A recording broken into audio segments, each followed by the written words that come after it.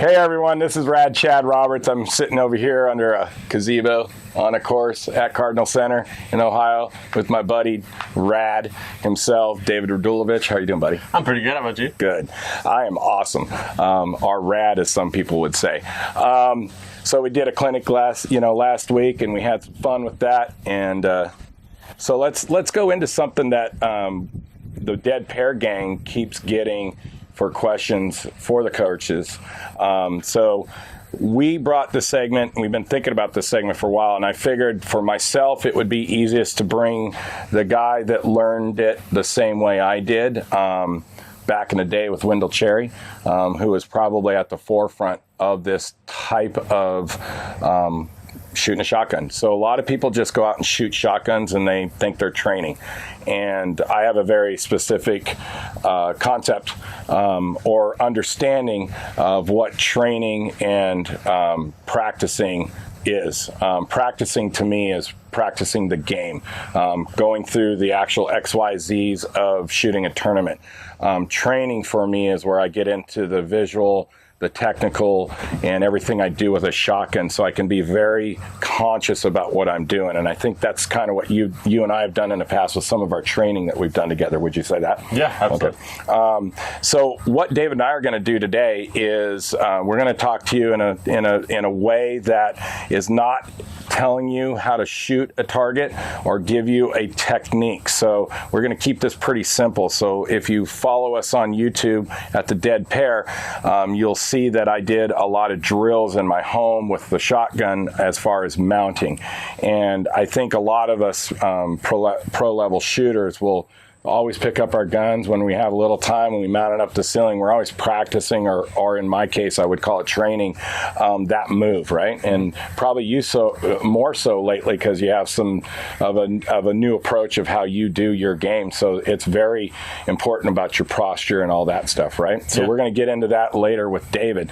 But for now, the biggest question is, what do I do? You've been in the house all winter. You've been doing all those dry mounts. And now it's time to go out and shoot, or maybe it's midsummer like it is right now for us, and you've shot a few tournaments and maybe even had a few clinics. Somebody's given you some homework and you're like, well, what do I do now? And so I'm going to talk to you guys about a little bit of how I do what everybody keeps asking about is the grid training. Now, I have my own Atlas traps at home, and I know you have some of your own traps at home. Promatics. Is it the blue ones? Blue ones. Yeah. You guys are always crying. What do they say? You're feeling blue when you pay for them, as they say over at the Dead Pair. No, it doesn't really matter. If you have your own traps, it could be even hand-thrown targets. You can do a lot of different things in fields, and you can do a standard style, very cookie cutter grid practicing. What does that mean to you? If somebody was like, hey, I got my own machines, I got 5 machines in my backyard, and I want to do grid practicing or grid training in a very basic way from how you learned and how I learned from Wendell, what would you say to that person, and what would you have them do? So basically, I think, at least in my experience, when someone mentions a grid practice, everyone thinks it's like this very defined thing. In my experience, if I'm recommending some type of grid practice for my students, what I'm wanting them to do is like work on consistency in their mechanics and develop an ability to handle, to understand, and be familiar with pressure. So if you have your own traps at home And honestly, even better yet, if you have a Renner clay bot at home with some traps on it, the best thing you can do in terms of a grid practice system is create some diversity in targets. But you're going to want like some pretty standard things. So crossers, quartering, it really depends on how many traps you have. The most basic idea of a grid system is on a skeet field, where you basically are either going to use the center station or stations 2 and station 6 to use quartering birds. But basically you can do this with any target that you want. If you're really wanting to work on a specific bird that you're struggling with, do the grid on that type of and style of target. But essentially what you're doing is using a high volume of shooting, trying to repeat the same physical mechanics measured by the same starting point and the same break point of the shot, developing consistency in your ability to repeat that, and building pressure in creating the scenario around you where you have to break X amount before you can walk back and it gets more challenging, break X amount before you can walk back and it gets more challenging. The amount that your coach would assign you would be dependent on where you are at that point in time. And the distance that you walk back is also dependent on, by what your coach would tell you. But if you understand and conceptualize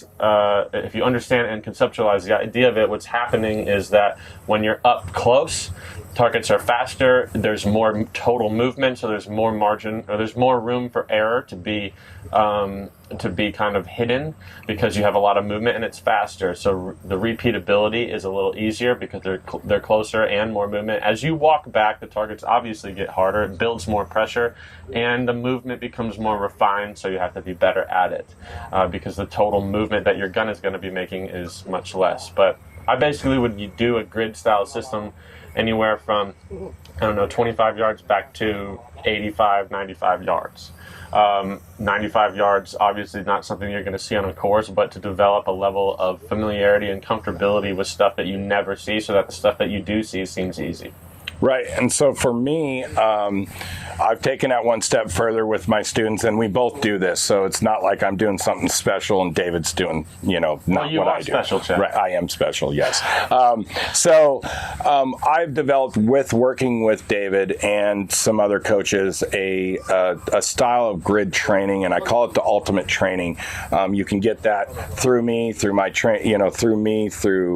either instruction, our online training. We'll give you our information at the end of this, so you can contact David or myself. So I know some of it sounds way out of control because we're talking as if you have your own traps in your backyard. So as you can see, we're here at the Cardinal Center, and you don't have the luxury of always having a place to shoot at a course. So we don't have a lot of time necessarily if somebody comes walking up on you, and you don't have a lot of movement. Some courses have multiple cages at different yardages or different angles at every station. Some stations have 4 targets and some have 2, like where we're at here today. So what I'm going to demonstrate, I'll have David throw me some targets, is how I grid. And this is a very basic conceptual piece, so you guys can understand or at least have something to do. This is not, and I repeat, not how to shoot the target, and because that's not what we're here for. We're just talking about training for your tournaments or what have you, or just getting better with your gun since you've been off your gun for 6 months due to weather. So this is about timing. This is about just doing the targets, shooting them in the way that you would normally how to shoot. If you've had instruction on how to shoot, I would say follow what your coach is telling you. Don't deviate. I get that a lot, and I'll talk about that in a bit when I start shooting. But we don't sit there and I make my students a lot of times shoot at a place where the target's biggest, clearest, and slowest. And if it's at least 2 of those pieces I just said, that's the kill zone for them, where they can really work and get consistent, like David's talking about, and doing the same thing over and over. Can you shoot targets earlier? Yes. Can you shoot them later? Absolutely. Can you shoot them at 100 yards away or 20 yards away? Absolutely. That isn't wrong, But in this situation, in this video, we're going to talk about just keeping it simple, because you just started mounting your gun at home, you got familiar with your firearm that you purchased, and you're coming out here, you've taken a few lessons from David or myself or some other coach out there. We're the coolest though, but just so you know. And you want to learn how to shoot on your own, and you maybe you live somewhere where there is no coaching allowed or around you, and so you're out here trying to figure out what the heck to do, right? So first off, David mentioned there's very basic target paths or directions that they throw, and what I mean by that is you either have a quartering target. And if you think of like you're on a clock face, you have a target coming from 4 to 10. That is a quartering target. If you're standing at the 6 o'clock edge, or at the 6 o'clock spot. If you have an incomer, outgoers, quartering right to left coming in, and full crossers. And you can get into specialty targets. Yeah, like ingoers and outcomers. Yeah, you can do ingoers and outgoers. You like that? Ingoers and outcomers. Outcomers and in-goers, right? So just don't shoot underneath them. Yeah, don't shoot underneath them or behind and front. What it is we're not here to talk about each specific target and how to shoot them, because some of these special targets you have to shoot them in a certain way, right? In a certain spot, because of the way they present them to you. Like rabbits have sometimes a specific way of shooting them, middies, 70s, whatever you're shooting. So all I'm going to do, we're not going to really talk about the targets as much. All I came here to do is on this trap setup here, it is 2 quartering targets. I'm going to look at a bird, have David throw one, and then I'm going to set up and shoot it. Again, we're not talking about the technique, but I'm going to talk after I shoot it a few, how many and what I do. Okay, let's go for it, David. Okay, we're back here in the front of the cage. David, we got a quartering target here. This is the one that I like to start a lot of students on. And what gridding to me on a course means is I'm going to find where I like this target the best, where I feel I can see it the best, and I'm going to shoot it there. My goal is, depending on the level you are with me, is I'm going to shoot that anywhere from 6 times to a pro level time, maybe at 12 to 25 times, okay? So depending on the level, if you work with me, David might be a little bit different. I'm going to have you, based on your skill level, shoot so many of these. Why am I doing that? And we'll discuss that after we shoot a few, okay? So let's look at the A. Okay, pull. It's a beautiful quartering target, pretty standard. You're going to see a lot of these on the courses around the country, okay? Let's look at one more. Pull. Okay, I'm picking my kill point, and I'm just going to go to work. And what a kill point is, again, is where I see the target biggest, clearest, and slowest for myself. And I'm not going to tell you how to shoot the target. I'm just going to work, and I'm going to do what I need to do. Okay, now we're getting ready to shoot. I'm going to show you actually how I grid this station as if I was a D-class shooter, for example. Okay, so I'm going to tell my student to go out and do it 6 times. Let's go, David. And I'm going to try to shoot it in the same spot every time. Pull, pull,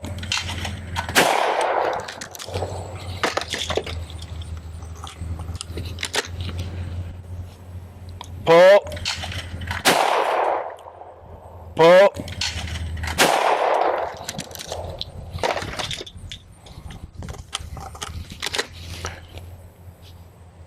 pull, pull, pull. All right, so this is how I would grid a station or grid a target, I would say. So for me, again, not telling you exactly how I approached that target. What I did is I just shot my 6 in a row. You have to learn how to self-analyze yourself, and what does that mean? Is I didn't feel very good on my last shot. I kind of rushed it. I kind of called pull too early. It's probably because I'm on camera and people are seeing me and I don't want to miss. But that's pressure, right? So maybe put a camera on yourself. David and I both do a lot of video lessons, so we have a lot of people doing this like what you're seeing right now, or we watch them over their heads. A lot of times we don't even see the targets, but we see their movements.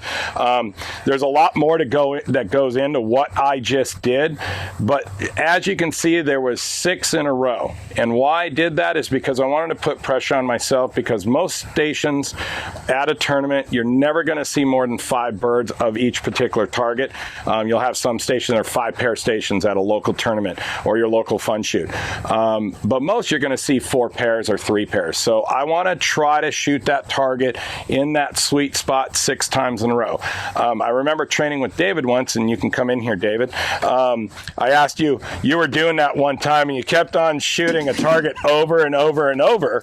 And I said, what are you doing? And you're like, well, I'm gridding this target. And I'm like, because you hadn't been shooting for a while, I think, because it was over winter time, and you came out to California, and I said, so how do you know how to stop? And you said, till it feels right. Yeah. I'm like, I have no idea what that means, guys. Okay, I don't care if you know David. I don't know what that means, because it could mean affinity. He could shoot a million targets like that.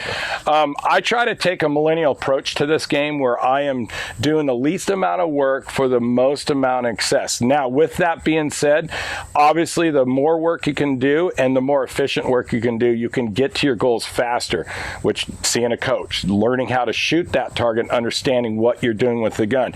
There's a gazillion ways to shoot this target. And I bet you I'll get somebody ask me what kind of technique I just used. Yeah. That's not what we're talking about here, because not everybody has a technique. They just kind of shoot their gun, and they want to just have some form of way of just giving them something to do. And for me, I do 6. So in your case, you got a student that comes to you, and he's maybe a mid-class shooter. Maybe he's a hunter. He kind of does some tournaments, but not. What would you say on how many to do of that target, for example? Yeah, that's a great question. I mean, if you're going to do it in a course setting like this, I would say I like to double the amount of targets in a station. So I would do 16. Okay. But you would do just that one. Yeah, just for someone that's starting off, I would say 16. For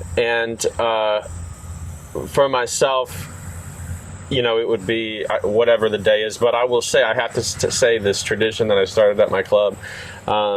So at Cypress Creek, we got a lot of people that'll come in for lessons, and they come in with friends. So in the morning, I'll take one guy out. In the afternoon, I'll take another guy out. And when the one of the two or somebody is not getting a lesson, they're going to be practicing. And I have a bell on my 5-stand layout where I have my robots. And if you drain a carousel, you get to ring the bell that can be heard throughout the whole property. So not saying that if you're starting off and you're in Hunter or D class or something that you need to go out and shoot 363 targets out of a machine or 400 targets out of a machine, but eventually, that sounds very intimidating, but eventually, depending on where you want to go, that's where you go. Yep. And the reason why I put a number on it is because I don't want to overwhelm people, and that's why we're doing this video. Yeah. So I come into a station, and so this is just part of my training. So for me personally, I only maybe grid singles one time a year, maybe twice a year at the beginning of the year, just to warm up my eyes, my move and everything. And then at the end of the year, when I'm getting ready for the Nationals, I might grid a course. I shoot every single individual's trap on a course. That's awesome. And it might be 15 stations or 25 stations, and hopefully they leave the course alone. So if I do it in one session because I'm shooting really well and I can kind of move through the course quickly, or I get stuck and I end up taking 2 or 3 times of coming to the club and shooting it, but I'm using the club as a training area.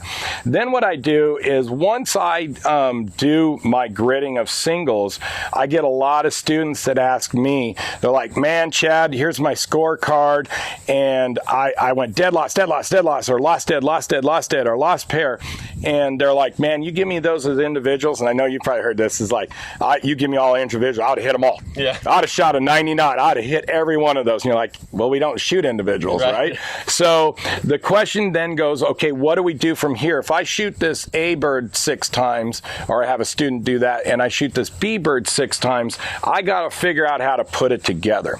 And that, to me, I have specific naming to. That's called transition grid training. It's not that I don't know how to shoot the targets individually, because I just trained on those targets and shot them in the right spot every time. If I have my coach behind me, he's hopefully seeing that and saying, oh, you made a little mistake, do it again.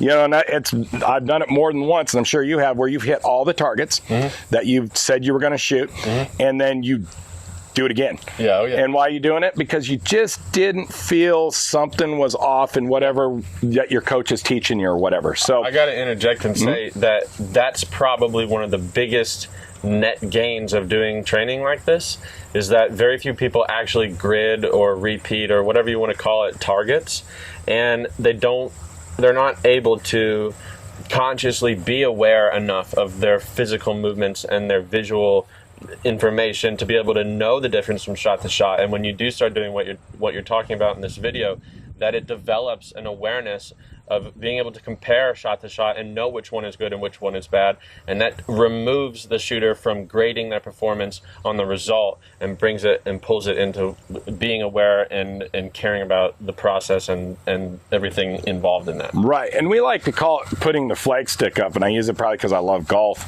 The horn sound in a race, or the gate started, for me in BMX.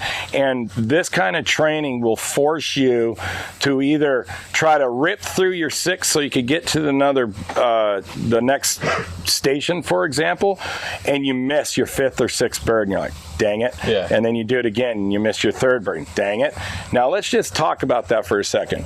Say I have a student I need him to hit 6 in a row and it takes him 3 times. How many targets total is that? Can you do the math? Well, it depends where they're missing. Doesn't matter.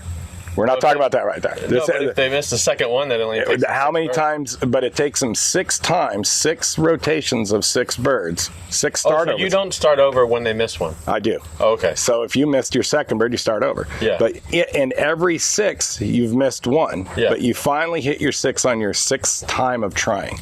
So you just shot 18 targets. Would you agree? Well, if you missed your 6 on your 6th time of trying, it'd be 36. Could. No. Yeah. No. You said 6 times. 6 times? Shit, maybe my math is off. 6 times 6. Yeah, you're right. It's 36. I don't know why I'm thinking 18. Sorry. Well, because initially you said 3. I know. I'm sorry. See, I suck at this, all right? See, that's why Chad's not wrong. I'm just trying to confuse you. Yeah, there you go. David, no. We're going to probably cut this, so that's all right. No, we should definitely leave it in. So, all right, let's start over. So, what is interesting about what I'm talking about with this is because when a person goes and tries this, they will tend to rush it because they want to shoot a bunch because they're so used to just ripping around the course, shooting a ton of different targets and not really learning anything. So say they get to this station and they miss their 6th bird and they finally hit 6 in a row on their 3rd try. Mm-hmm. So that's 18 birds, right? If you think about that, how many good shots did they most likely made? They made By 15. That's right. And they only missed 3 birds. So when you think about that, they put 15 good rounds downrange and only 3 bad ones. And now you're starting to imprint into your Rolodex of shots, good shots over bad shots. Yeah. And so that's why I like doing this. So when you do this type of grid training, take your time, especially on the single version. So the next stage is you say you come to this cage and you grid the A bird and you grid the B bird.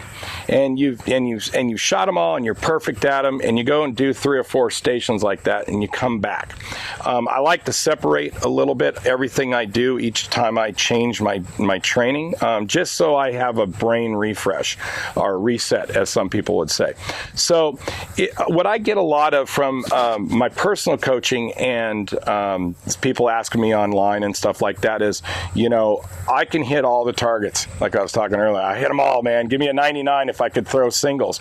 And yet they just get smoked on a relatively easy course. Mm-hmm. Obviously, there's probably at a lower end class shooter, they might have a technical error. There's a lot of things that could be going wrong. But if they could hit every bird, but they can't hit the pair, this is where I transition into what I call transition grid training.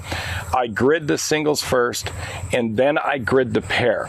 I'm not worried so much anymore about how to break each target because I already know how. I've shot this target before. I've already imprinted that shot.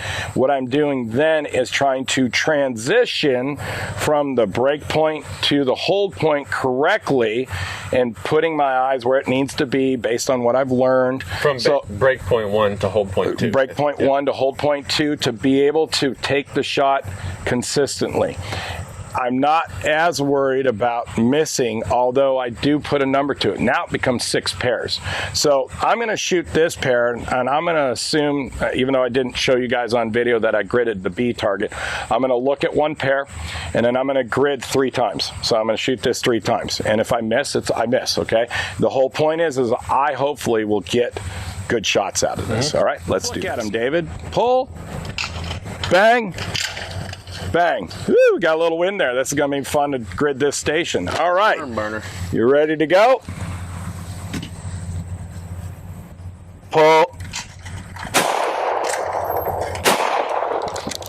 There's 1. Woo, I got a little nervous there.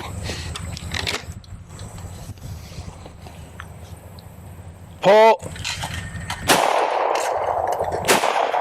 There's 2. I hit them in the same spot, so I'm feeling pretty confident now that I can do it again. But I got to stay in the game, so I got to really concentrate where I want to kill these. Pull. And I actually executed. From David's standpoint, hopefully you saw a pretty good execution. Would you give me a thumbs up, David? I'd give you a Butamus. Butamus. So he gave me a Butamus. So now, if I was doing that as a transition grid, I would do 6, and I could take 1 shell in my pocket and do 12. So you can do as many as you want, but I am doing it for score. So those are the 2 that I'm going to give you today. We will give you others as we go with this series because there's multiple levels of training, mainly because of experience. Because what we're not talking about today, David, because we're going to have you shoot too on the next station, is we're not talking to you about technique and what to do visually with the gun to where you can get to the point where you can shoot like David and not even see the barrel and not even know what he's doing, and he's smoking targets because he's a magic man. Might be his new nickname, Magic Man. For myself, I'm still relatively new to the game, so even though I've been shooting for a long time, so I don't have as many rounds downrange, so this is a very important part of my training. I just do it at a different level as far as quantities, because let's face it, this game's not cheap, and we want to get the most out of it. For me, training, come on in here for a second, Dave. You've been shooting for a long time, so it's almost like a mini interview on training. I personally think training is just super fun because I come from the racing background, and that was probably the training portion to me that gave me my world titles was the enjoyment of the game. That was just the outcome. It was dang hard work, but it was really cool at the end. Would you say training for you, when you get to do it because you're so busy, do you enjoy that still more than you enjoyed necessarily the performance aspect at the shooting at a tournament level? I personally really enjoy the analytical headspace that I get in when I'm training. I like being able to be very present and self-aware of what I'm experiencing, and depending on what I'm trying to train, if it's a drill that I'm doing where I don't care about proficiency, break percentage, if I don't care about that, I'm really enjoying just really feeling the physical movements in the shot. If it's a drill like doing a grid system or something like that, I really enjoy, probably too much, because I actually generally like to have somebody out there with me so they can tell me, like, all right, that's enough, you got to go. It's just that's me. Big thing. My friends are always pulling me. If you and I lived together, we'd probably drain every machine in the county. Shoot ourselves into bankruptcy. Absolutely.